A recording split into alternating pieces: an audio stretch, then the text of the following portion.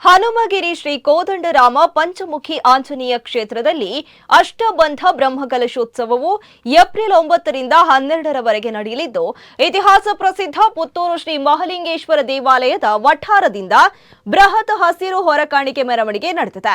ಸಂಜೆ ಶ್ರೀ ಮಹಾಲಿಂಗೇಶ್ವರ ದೇವರ ನಡಿಯಲ್ಲಿ ಪ್ರಾರ್ಥನೆ ಸಲ್ಲಿಸಿದ ಬಳಿಕ ದೇವಸ್ಥಾನದ ವಠಾರದಲ್ಲಿ ಶ್ರೀ ಮಹಾಲಿಂಗೇಶ್ವರ ದೇವಾಲಯದ ವ್ಯವಸ್ಥಾಪನಾ ಸಮಿತಿ ಅಧ್ಯಕ್ಷ ಪಂಚಗುಡ್ಡೆ ಈಶ್ವರ ಭಟ್ ತೆಂಗಿನಕಾಯಿ ಒಡೆಯುವ ಮೂಲಕ ಚಾಲನೆಯನ್ನ ನೀಡಿದ್ದಾರೆ.